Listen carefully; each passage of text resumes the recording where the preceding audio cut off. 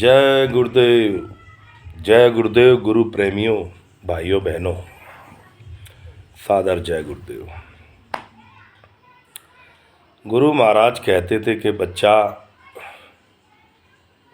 ये हम जो भी यहाँ दुनिया में कर्म करते हैं, ये यहाँ से नीचे जाने के कर्म करते हैं, नरक में जाने के। जो भी हम यहाँ कर्म करते हैं वह स्वर्ग जाने के नहीं करते, ना यहाँ से पार होने के लिए करते हैं। हम लोग जो भी यहाँ कर्म करते हैं वह नीचे नरक में जाने की कर्म करते हैं। क्योंकि हमें ये झूठे संसार से झूठा मोह हो गया है और ये मोह हमें यहाँ फंसाए है। अब मोह करते करते हम अभिमान भी कर चुके हैं। जाति का अभिमान, पैसे का अभिमान, शरीर का अभिमान, और ये अभिमान भी हमको निकलने नहीं देगा। ये झूठा अभिमान है। इसलिए उस परमात्मा की, मालिक की भक्ति करिए, वही सच्चा है और वह सच्चा रास्ता हमें जरूर दिखाएगा।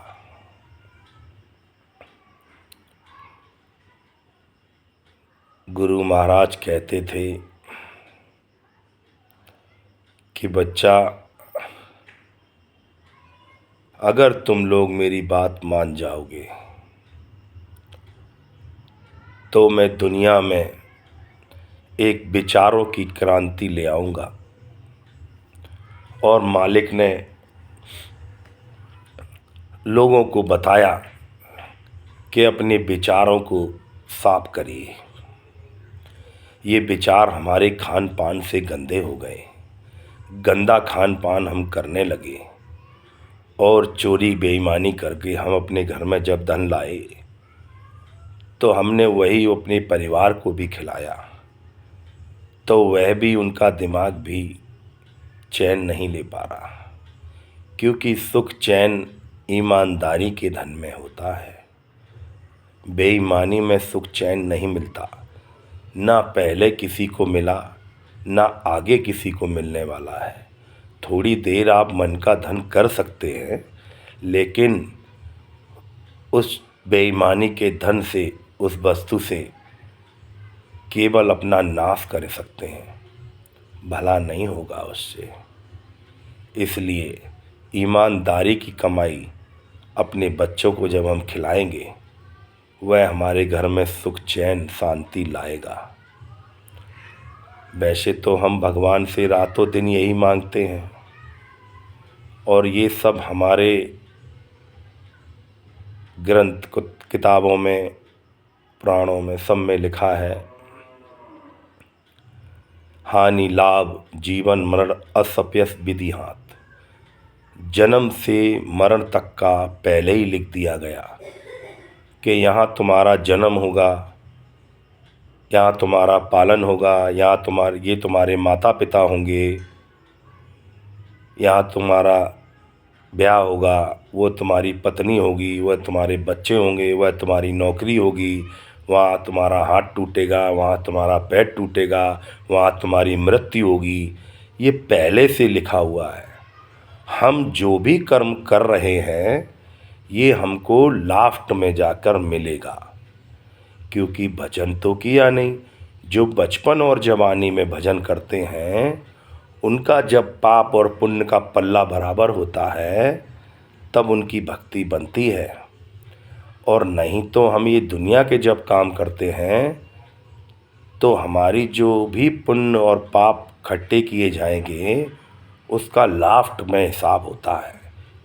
एक पल में वह हिसाब कर देता है पाप और पुण्य का, और जो ज़्यादा होता है उसी हिसाब से योनि में भेज दिया जाता है। वैसे तो गुरु महाराज ने कहा कि यहाँ ज़्यादा से ज़्यादा लोग पाप कर रहे हैं, पुण्य नहीं कर रहे। गुरु महाराज ने कहा, बच्चा यहाँ तो थोड़ी सी धरती ये खाली दिख रही है, लेकिन नरक भरे पड़े हैं, ठसाठस वह नरक भरे पड़े हैं।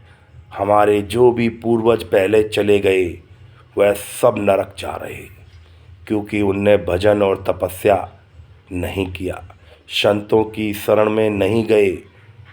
तो वह लोग संतों की शरण में नहीं गए तो नरक के वासी हो गए। झूठे कहने से कुछ नहीं होता कि हमारे लोग स्वर्ग चले गए। अरे स्वर्ग से कभी चिट्ठी पत्री आई जो कि किसी ने कहा होगा कि भाई मैं स्वर्ग में हूँ? कोई स्वर्ग नहीं जाता। स्वर्ग के लिए तो वह तपस्या भजन पुण्य करना पड़ता है, पर लोग कर नहीं पा रहे। झूठा करते हैं, सब झूठा, और तुरंत उसका फल चाहते हैं। अरे तुरंत तो फल कुछ चीज़ों का मिलता है, सब चीज़ों का फल नहीं मिलता। पाप का जो कर्म बनता है वह काल चक्र एक दिन सामने लेके आ जाता है, फिर हमको पछताना होता है और हमें उस भोगना पड़ेगा। यहाँ सबको भोगना पड़ा है, जो भी शक्तियाँ आईं उनको भी लेन देन करने पड़े। तो हम तो मनुष्य हैं, हमको लेन देन करना पड़ेगा यहाँ। इसलिए जो भी कर्म हम करते हैं वह नीचे जाने के करते हैं। अच्छे कर्म जब करेंगे तब ऊपर जाने का कुछ होगा कल्याण। तो संतों का सत्संग हम सुनते रहिए मोबाइल में। ये मोबाइल हमें नरक में भी ले जा सकता है और ये मोबाइल हमें स्वर्ग में भी ले जा सकता है, और ये मोबाइल हमें ये जन्म मरण से बंधन भी छुड़ा सकता है, क्योंकि इसमें उन संतों के सत्संग, उनकी भक्ति, उनका ज्ञान इस मोबाइल में इस वक्त मौजूद है। ये इस कलयुग का यंत्र है, इसलिए इस मोबाइल से अपना भला करिए, बुरी चीज़ें मत देखिए। ये मोबाइल बुरे से बुरा दिखाता है और उसमें हमारा लोगों का मन लगने लगता है। अच्छी चीज़ में मन नहीं लगता, बुरी चीज़ में मन जल्दी लगता है। इसलिए इसमें अच्छी चीज़ें देखिए मोबाइल में, तब हमारा तुम्हारा कल्याण होगा और हमारे बच्चों का भला होगा। अरे अपने बच्चों का भी भला सोचिए, उनका भी कल्याण करिए। उनको बोलिए कि बच्चा मोबाइल में ये सब चीज़ मत देखो, मोबाइल में संतों की सत्संग सुनो। अरे रातों दिन उनके लिए सुख मांगा और दुख से लड़ने को बताया नहीं। जैसे हम रातों दिन खाने का, पीने का, सोने का अभ्यास करते हैं और भी चीज़ों का जो अभ्यास करते हैं हम, कमाने धमाने का, तो ऐसे ही भक्ति का भी अभ्यास करना पड़ता है। बचपन में चलो खेल के हमने खो दिया, नहीं समझ पाए, पर जवानी में उसको अभ्यास को हमें करना पड़ेगा। जैसे हम और चीज़ों का अभ्यास करते हैं ऐसे हमें भक्ति का भी अभ्यास करना पड़ेगा। अगर हमें भक्ति का अभ्यास जवानी में नहीं हमने किया तो बुढ़ापे में वह नाम नहीं निकलेगा मुँह से, वह भक्ति हम नहीं कर पाएंगे। इसलिए जवानी में सब लोग अभ्यास करते रहिए, थोड़ा अभ्यास हो जाएगा तो बुढ़ापे में भी नाम निकलता रहेगा भगवान का। इसलिए अभ्यास करना ज़रूरी है, क्योंकि ऐसे बहुत लोग देखे गए कि उनके मुंह से आखिरी वक्त आ ऊ ये सब निकलता रहा, भगवान का नाम नहीं निकलता है। भगवान का नाम तो लाखों करोड़ों में किसी भगत के मुंह से निकलता है। इसलिए अगर हमें अभ्यास होगा तो आखिरी वक्त भगवान का नाम निकल आएगा, और कहो एक ही नाम से वह उद्धार कर दे वो मालिक। इसलिए अभ्यास करते रहिए। अभ्यास भजन का, योग का, साधना का, नाम का अभ्यास, इन्हीं से कल्याण हो जाएगा। और ईमानदारी का लाइए अपने घर में धन दौलत, वह शांति लाएगा। अगर शांति चाहिए तो जय गुरुदेव। जय गुरुदेव नाम प्रभु का।